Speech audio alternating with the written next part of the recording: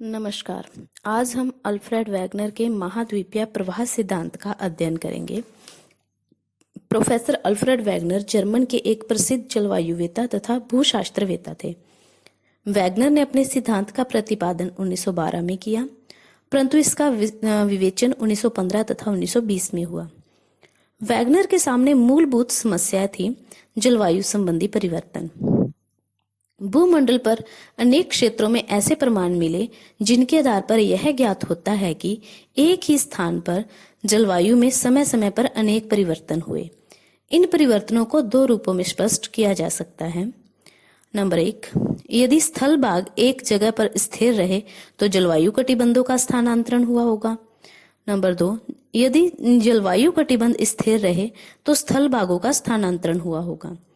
तो वैगनर ने दूसरे मत को अपने सिद्धांत का आधार बनाया, जिसमें जलवायु कटिबंध स्थिर रहे और स्थल भागों का स्थानांतरण हुआ।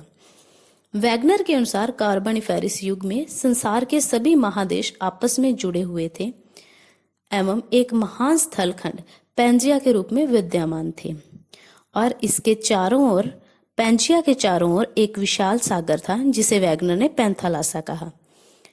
स्थल खंड के उत्तरी भाग को अंगारा लैंड या फिर लॉरेशिया तथा दक्षिणी भाग को गोंडवाना लैंड कहा और इसके मध्य एक सागर जिसे तैथिस सागर कहा जाता था स्थित था।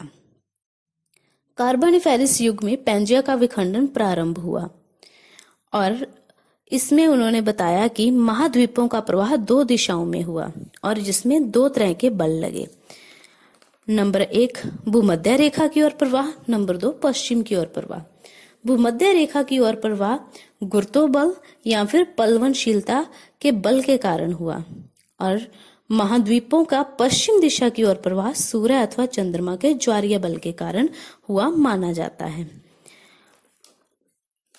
इसी आधार पर अल्फ्रेड वैगनर ने अपने सिद्धांत के पक्ष में कुछ प्रमाण दिए, जिनके आधार पर यह स्पष्ट होता है कि अल्फ्रेड वैगनर के अनुसार महाद्वीपों का प्रवाह इसी आधार पर हुआ होगा, जो निम्न है। जैसे वैगनर के अनुसार अटलांटिक महासागर के दोनों तट, जिसमें अफ्रीका का पश्चिमी तट तथा दक्षिणी अमेरिका का पूर्वी तट, ठीक उसी प्रकार से उनको मिलाया जा सकता है जैसे कि एक वस्तु के टुकड़े करके उन्हें पुनः दो भागों में मिलाया जा सकता है, जिसको उन्होंने जिग्सा फिट कहा।